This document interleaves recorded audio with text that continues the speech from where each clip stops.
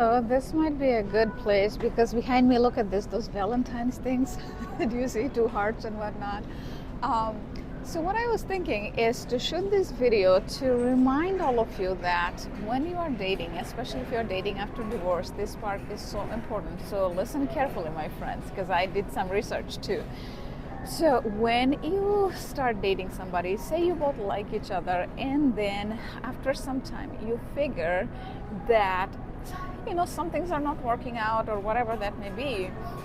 So what ends up happening is sometime you might shrink to fit. And if you do that, if you try to shrink to fit, some parts of you inside you are not going to like, right? So you have to love yourself with flaws and all, everything, and that is the version you want to continue with.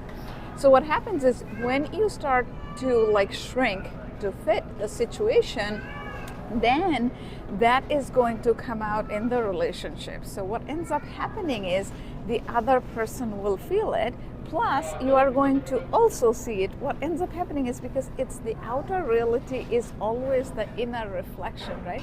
Whatever is going on inside is going to reflect outside sooner or later. So what you have to remember is as time progresses, now every day is not going to be super fun and exciting, but overall it should bring you peace, joy, and self-love. And self-love is all about loving all the parts of you that is with all the flaws and all, not only the good parts, right?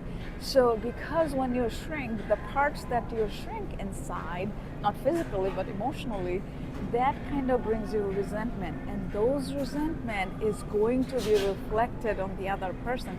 So live fully, live authentic. You got to be authentic to yourself first before you try to be authentic to others.